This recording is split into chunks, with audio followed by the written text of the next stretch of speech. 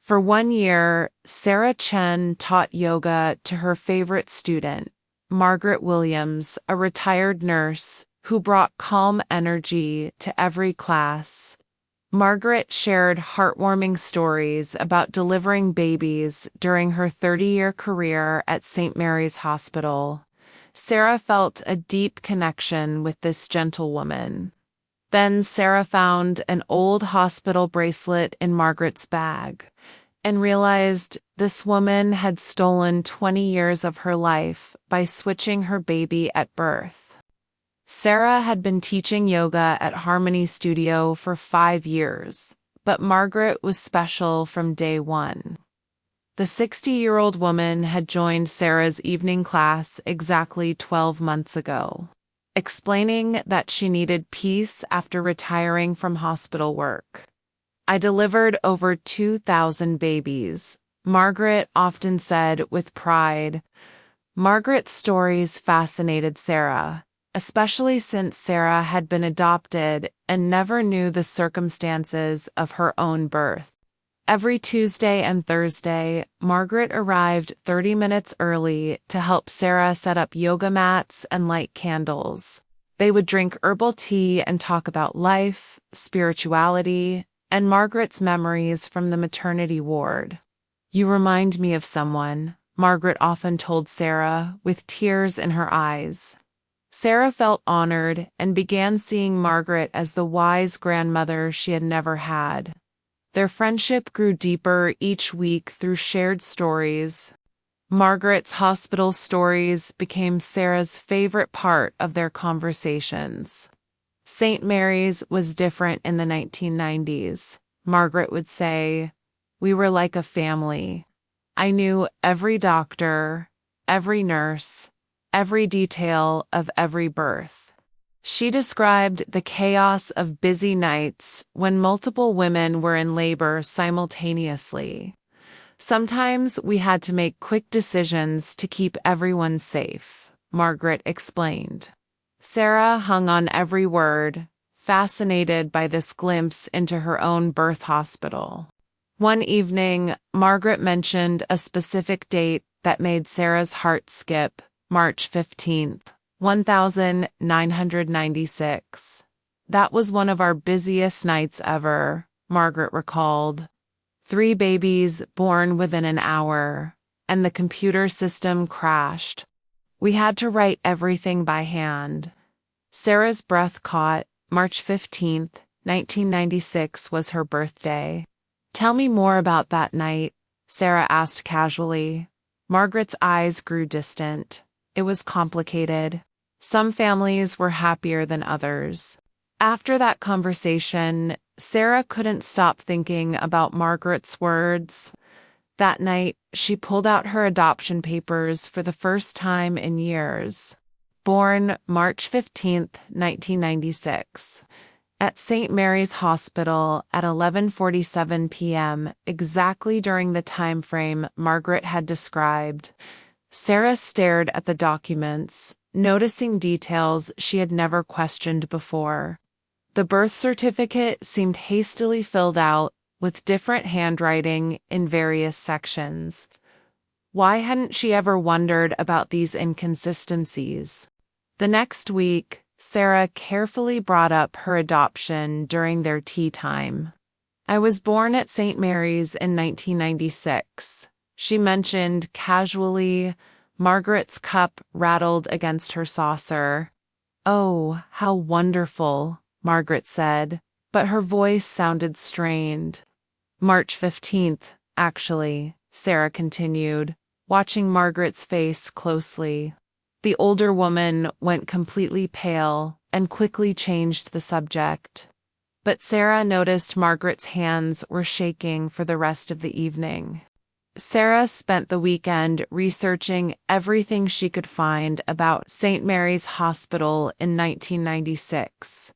Online archives revealed that the hospital had been under investigation that year for administrative irregularities, including missing records in the maternity ward. Sarah's heart pounded as she read about families filing complaints about switched medical bracelets.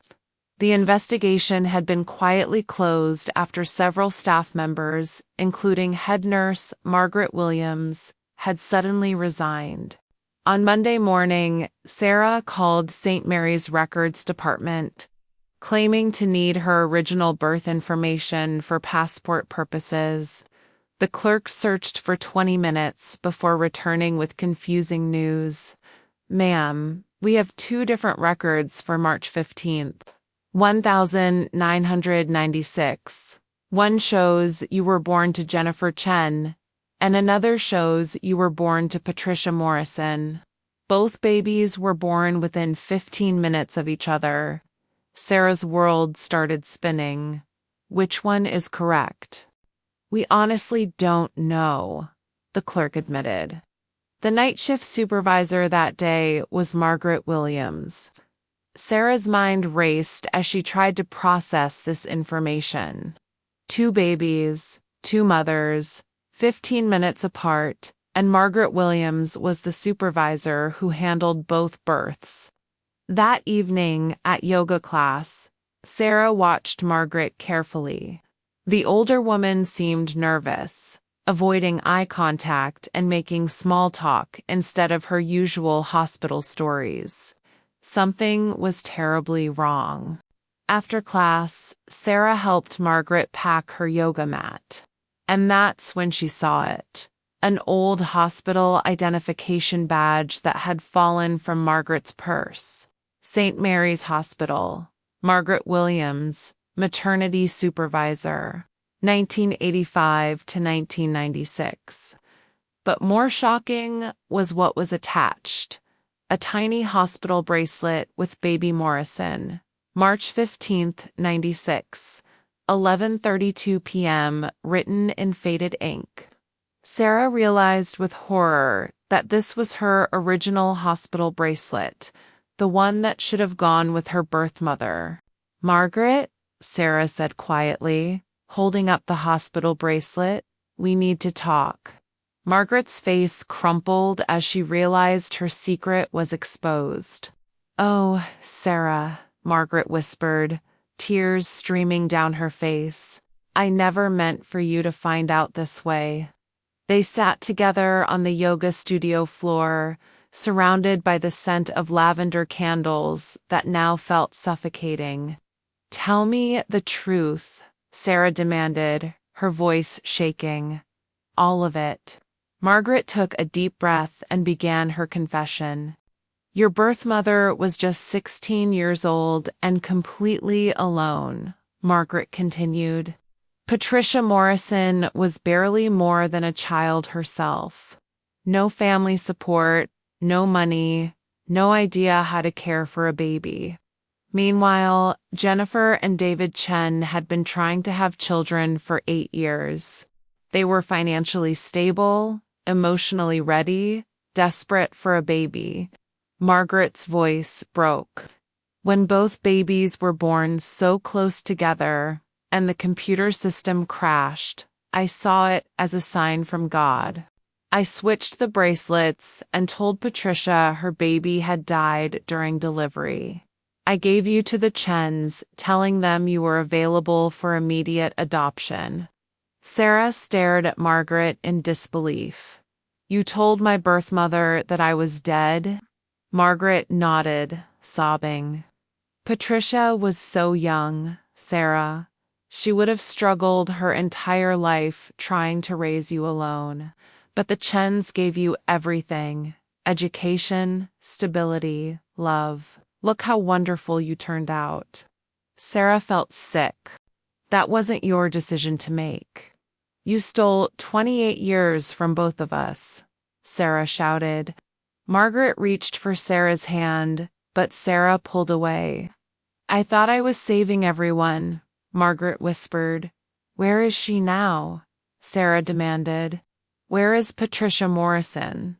Margaret's shoulders shook with guilt. "She never recovered from losing you.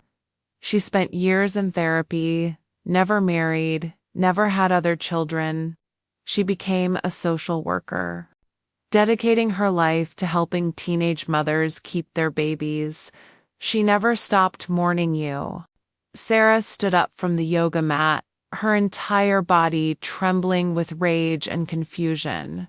"I need to call the police," she said. Margaret grabbed Sarah's arm desperately. "Please, Sarah. I'm 68 years old. I have cancer. I only have a few months left to live." Sarah stopped, staring at this woman who had been like a grandmother to her for an entire year. "That doesn't excuse what you did," Sarah said firmly. "You committed a crime. You destroyed lives." Margaret nodded through her tears. "I know. I've carried this guilt every day for 28 years. Why do you think I started coming to your yoga classes?" Margaret asked. "You knew who I was?" Sarah asked in shock. Margaret nodded. "I've been watching you from a distance your whole life. When I saw you teaching yoga, looking so peaceful and successful, I thought maybe I could find some closure before I die. I never meant to become close to you, but you became the daughter I never had." Sarah felt emotionally torn. 3 days later, Sarah stood outside the Teen Pregnancy Center on 5th Street, her heart pounding. Through the window, she could see a woman with her same dark hair and gentle eyes, counseling a young pregnant girl. This was Patricia Morrison, her birth mother, who had spent 28 years believing her baby was dead. Sarah watched as Patricia hugged the teenager, and Sarah could see the profound sadness behind Patricia's kind smile. This woman had dedicated her life to helping others. 3 days later, Sarah stood face to face with Patricia Morrison, the woman who had mourned her for 28 years. Their eyes locked. Both began to cry without saying a word. "I'm Sarah," she whispered. Patricia covered her mouth in shock.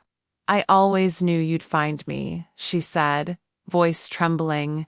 They hugged tightly, shaking with emotion. For the first time, Sarah felt something she had never known, the warmth of her birth mother's embrace. That night, Sarah sat alone in her apartment, staring at Margaret's hospital bracelet. A woman who had lied, manipulated, and broken into families yet had also loved her in her own way. Margaret hadn't just stolen a child. She had built a secret relationship with her, trying to make peace before death. Sarah picked up her phone to call the police, but hesitated. Was justice still worth it, or had the truth already punished Margaret more than prison ever could? 1 week later, Margaret passed away quietly. At her funeral, Sarah placed the old hospital bracelet beside her ashes.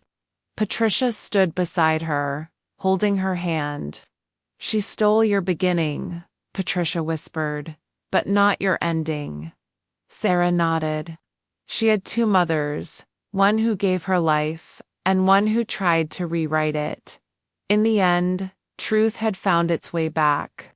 And in the mirror now, Sarah saw herself not broken, not stolen, but whole. Sarah faced an impossible choice: prosecute Margaret for kidnapping and fraud, or allow the dying woman to confess voluntarily. After talking with Patricia, they decided Margaret should have the chance to make amends before facing legal consequences. Sarah arranged one final yoga class, just the 3 of them. Margaret arrived looking frail and terrified, knowing this would be her judgment day. "I want you to tell Patricia everything," Sarah said firmly. "Look her in the eyes and explain your actions." Margaret turned to Patricia with tears streaming down her face. "I was wrong," she said simply. "I was 28 years old and thought I knew better than God, better than nature, better than love itself. I saw a scared teenager and affluent parents, and I made a decision that wasn't mine to make." Patricia listened silently as Margaret described that night in detail. The switched bracelets, the fake death certificate, the cover-up. "I don't expect forgiveness," Margaret concluded.